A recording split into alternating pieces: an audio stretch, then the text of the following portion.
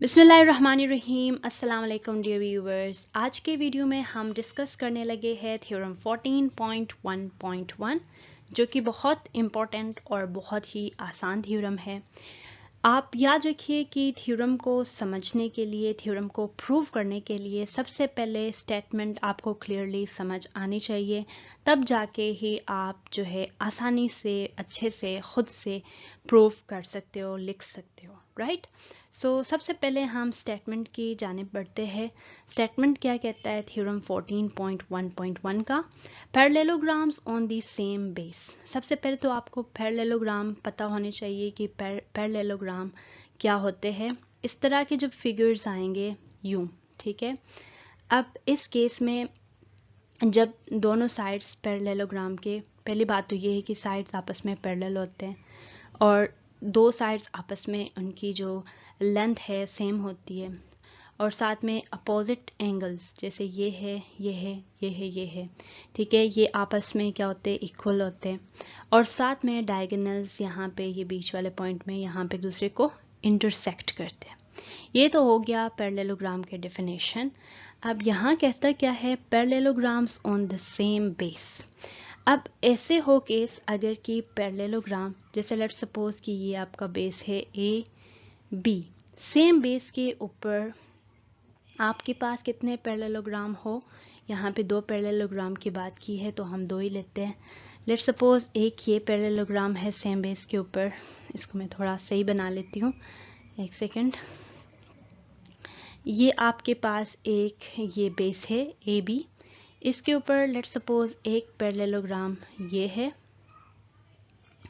और इसी same base के ऊपर एक और पैरेललोग्राम है आपके पास इस तरह से, ये देखिए, ठीक हो गया। अब नाउ यूल सी, जो ब्लैक कलर से एक बनाया है ये एक पैरेललोग्राम है, और जो एक रेड कलर से बनाया है ये दूसरा पैरेललोग्राम है। दोनों एक ही बेस के ऊपर, बेस क्या है इसमें, ए बी है, एक ही बेस के ऊपर दोनों लाई कर रहे। और दूसरा पॉइंट उसने क्या बोला, and lying between the same parallel lines. अब देखिए पैरेलल लाइंस जो है इनके बीच में, जैसे लेट्स सपोज यहाँ पे उसने ये इसको डी ई का नाम दे दिया। अब दो सेम पैरेलल लाइंस के बीच में एक डी ई है, एक ए बी है, इनके बीच में ये दो पैरेललोग्राम्स लाई कर रहे। अगर ऐसे केस हो तो वो जो दो पैरेललोग्राम्स हैं इनका एरिया आपस में क्या होगा, सेम होगा या इक्वल होगा। उनके एरियाज आपस में इक्वल होंगे। कौन कौन से पैरेललोग्राम के एरियाज? लेट्स सपोज ये आपका F है, ये आपका C है, यानी कि A B E F और A B C D का एरिया आपस में इक्वल होगा। एक दफ़ा फिर सुन लीजिए कि सेम बेस हो, सेम बेस के ऊपर दो पैरेललोग्राम्स लाई कर रहे हो, और दोनों की एल्टीट्यूड या दोनों सेम पैरेलल लाइंस के दो जो है सेम पैरेलल लाइंस के बीच में जो है लाई कर रहे हो, ठीक है। या ये हो कि इनकी जो एल्टीट्यूड हो, जैसे एल्टीट्यूड मीन्स हाइट, ठीक है। देखिए यहाँ से यहाँ तक का हाइट बिल्कुल सेम है, यहाँ से यहाँ तक का हाइट बिल्कुल सेम है। जैसे ये भी 2 सेंटीमीटर है, लेट्स सपोज ये भी 2 सेंटीमीटर है, हाइट दोनों साइड से सेम है और दोनों सेम बेस के ऊपर लाई कर रहे हैं। तो इसका मतलब ये होगा कि जो दो पैरेललोग्राम्स है वो आपस में उनका जो एरिया है वो इक्वल होगा। ये है स्टेटमेंट, और इसी स्टेटमेंट को देखें। अब स्टेटमेंट पढ़ते हो तो आप यकीन कर सकते हो कि हाँ ये सच है, ये सच है, ये सबको पता है, लेकिन आपने क्या करना है, इसको प्रूव कर लेना है, इसको दिखाना है कि हाँ ये सच है, ठीक है। उसके लिए आपको क्या करना होगा कि पहले गिवन लिखना होगा। गिवन में सी कि दो पैरेललोग्राम्स आपके पास गिवन है, एक क्या है, ए बी सी डी, और एक है ए बी ई एफ। यहाँ से भी देख सकते हो ए बी सी डी और ए बी ई एफ, ये दो पैरेललोग्राम्स हो गए। सेम बेस क्या है यहाँ पे, सेम जो है ए बी है, ए बी दोनों में सेम है, right. And between the same parallel segments, और सेम पैरेलल सेगमेंट्स यानी डी ई और ए बी के बीच में ये लाई कर रहे हैं, राइट। ये गिवन आ गया आपके पास, गिवन आपने लिख लिया। इसके बाद आप आ जाए टू प्रूफ पे कि प्रूव आपने क्या करना है।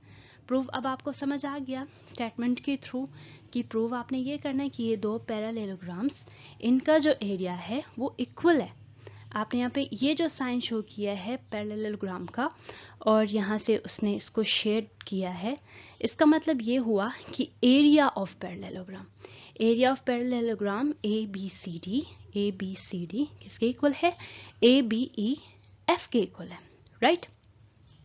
अब टू प्रूफ भी आपने लिख लिया। देन आपने क्या लिखना है, देन आपने लिखना है प्रूफ। सही हो गया, प्रूफ। अब प्रूफ के अंदर आप पहले तो स्टेटमेंट्स लिखते हो और साथ में उसके रीजंस लिख लेते हो कि अगर आपने कोई बात की है तो उसकी वजह क्या है वो लिखते हो साथ में।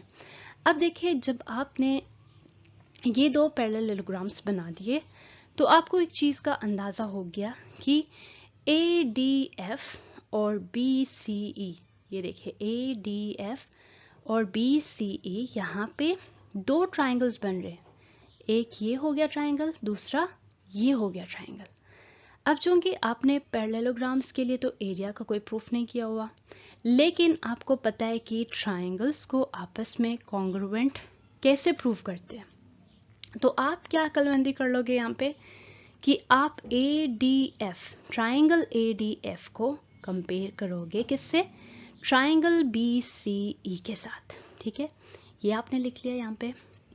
अब देखिए मेजर, वो कहता है measure B C is equal to measure A D. Measure B C, measure जो बी सी है, ये देखिए बी सी ए डी के इक्वल है। ऐसे क्यों है, क्योंकि ये देखिए साइड्स ऑफ द, क्या है, साइड्स ऑफ द पैरेललोग्राम से अपोजिट साइड्स है, और आपको पता है कि अपोजिट साइड्स आपस में क्या होते हैं, आपस में इक्वल होते हैं। तो इसलिए आपने लिख लिया measure A D is equal to measure B C, right. Now the second one, measure angle B C E. अब देखिए measure angle B C E, आपने इस एंगल को बी सी ई, या यही देखिए बी सी ई को कंपेयर करना है ए डी एफ के साथ। अब यहाँ पे एक चीज़ गौर कीजिएगा कि जब आप इसको इस तरह से प्रोड्यूस कर लेते हो, ये इसको यहाँ से प्रोड्यूस कर ले, आपको क्या अंदाज़ा होगा कि ये एक ट्रांसवर्सल है जो इसको कट कर रहा है, ये एक ट्रांसवर्सल है जो इसको कट कर रहा है। या यहाँ देखिए कि एक ट्रांसवर्सल इसको यहाँ से कट कर रहा है, एक यहाँ से कट कर रहा है। अब ट्रांसवर्सल एक लाइन पे ही हो और उनके जो एंगल्स हो, जैसे एक साइड पे ये एंगल है, एक साइड पे ये एंगल है, ये क्रॉसपॉन्डिंग एंगल्स कहलाते हैं किसके, पैरेललोग्राम्स के। अब कौन से पैरेललोग्राम के क्रॉसपॉन्डिंग एंगल्स है, ए बी सी डी के है। इसका मतलब ये क्या होगा कि क्रॉसपॉन्डिंग एंगल्स जो पैरेललोग्राम के होते हैं वो आपस में इक्वल होते हैं। तो आपने लिख लिया कि क्रॉसपॉन्डिंग एंगल्स ऑफ पैरेललोग्राम है, इसीलिए आपने क्या किया, बी सी ई को लिख दिया इक्वल ए डी एफ के, ये लिख लिया। और इसी तरह अब इसी तरह अगेन आप नोट कर लो, तो वही सेम चीज़ यहाँ पे है कि एफ यहाँ से एक ट्रांसवर्सल कट कर है, यहाँ से एक ट्रांसवर्सल कट रहा है, और ये जो एंगल्स है दोनों अपोजिट साइड पे, ये देखे, ये देखे, और ये किसकी बात कर रहा है, किस पैरेललोग्राम की, ए बी ई एफ की। दैट मीन्स इसमें जो है ये जो एंगल है, एंगल ई एंगल एफ के इक्वल हो गया। अब देखिए एक साइड दो एंगल्स आपने प्रूव किए कि आपस में इक्वल है। अब जब एक साइड दो एंगल दो ट्राइंगल्स में सेम हो, तो वो जो दो ट्राइंगल्स है वो आपस में क्या बन जाते, कॉन्ग्रुएंट बन जाते। इसीलिए आपने यहाँ पे लिख लिया कि ट्राइंगल यहाँ पे होगा A D F, triangle A D F is congruent to किसके, ट्राइंगल बी सी ई के। ठीक है, यहाँ पे उसने थोड़ी सी गलती की है, आप इसको सही कर दें कि ट्राइंगल ए डी एफ किसके कॉन्ग्रुएंट है, बी सी ई के कॉन्ग्रुएंट है। ठीक है, या नीचे बल्कि उसने लिख भी लिया कि बी सी ई, इसको अपोजिट भी लिखे तो भी सेम ही चीज़ है, बी सी ई कॉन्ग्रुएंट है किसके, ए डी एफ के। और ये हमने कैसे लिख दिया, ये है हमारा साइड एंगल पोस्टुलेट। ये आपने लिख लिया, राइट, इसका रीज़न। अब देन मेन पॉइंट पे आ जाए, ABED। यहाँ पे एक चीज़ नोट कीजिए कि ABED है यहाँ पे, यानी ये वाला जो एरिया है। अब इस पे आपने गौर करना है कि ये जो एरिया है ये इसके साथ भी है, ये जो एरिया है ये ट्राइंगल 2 के साथ भी है, ABED ट्राइंगल 1 के साथ भी है, ABED ट्राइंगल 2 के साथ भी है। अगर आप चाहो तो मैं यहाँ पे भी दिखा सकती हूँ, ये 1 है, ये 2 है। नाउ सी कि ABED जो एरिया है, यानी ये बीच वाला एरिया, इसको मैं लेट सपोज 3 का नाम देती हूँ। ये जो 3 है ये इसके लिए भी सेम है, ये जो 3 है ये 2 के लिए भी सेम है। तो आप एक लिहाज से ये बोल सकते हो कि ये जो पैरेललोग्राम है ABEF, ये किस किस से मिलके बना है, ये देखिए एक ट्राइंगल ये ADF और यहाँ देखिए ADF और ABED से मिलके बना है, सही है। तो आपने यहाँ पे देखिए क्या लिखा है, ABED प्लस BCE। पहले उसने इन दोनों को लिख लिया, आपकी मर्जी है पहले 1 और 3 को लिखे या 3 और 2 को लिखे, एक ही बात है। तो यहाँ पे पहले आपने 1 और 3 मिलके क्या बनाते हैं, ABEF बनाते हैं। 1 और 3 मिलके बनाता है पैरेललोग्राम ABEF, और 3 और 2 मिलके बनाता है पैरेललोग्राम ABC और D। यही चीज आपने यहाँ पे लिख लिया कि parallelogram ABED plus triangle BCE is equal to ABED plus triangle ADF। ये चीज आपने लिख लिया। और चूंकि देखिए इसका मिसाल आप यूं भी दे सकते हैं कि ये जो ट्राइंगल है और ये जो ट्राइंगल है, ट्राइंगल 1 और 2 तो कॉन्ग्रुएंट हो गए, मीन्स कि ये हर तरह से एक दूसरे के इक्वल है। अगर आप इस ट्राइंगल के साथ, लेट सपोज ये ट्राइंगल है, ये बीच वाला एरिया लेट सपोज मैं कहती हूँ कि ये 2 के इक्वल है, +2, तो ये लेट सपोज ट्राइंगल 2 बन जाएगा, ट्राइंगल +2 बन जाएगा। इसी तरह से ये एरिया, ये जो ट्राइंगल है ट्राइंगल 2 प्लस अगेन 2 कर ले तो ये ट्राइंगल +2 बन जाएगा। यानी दोनों का जो है एरिया बिल्कुल सेम है, यानी ये जो कॉमन चीज़ है इसके साथ भी आ रहा है। लेट सपोज इसकी जो वैल्यू है 5 है और 1 की वैल्यू 2 है, तो 2 + 5 7, और इसी तरह ये 5 + 2 7, यानी दोनों लिहाज से वो सेम है। तो आपने इसीलिए दोनों को इक्वल कर दिया।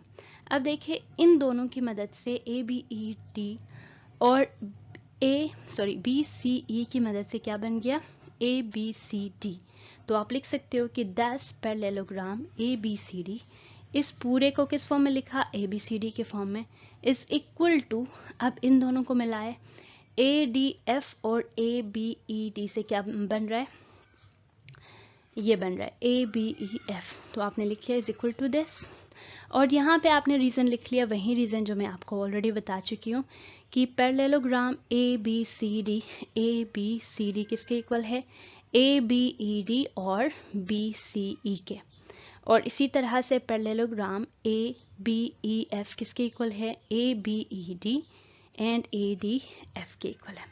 आप देख लीजिए कि 3 जो एरिया है यानी ABED दोनों में सेम है, और दूसरी चीज़ दोनों ट्राइंगल्स आपस में कॉन्ग्रुएंट है।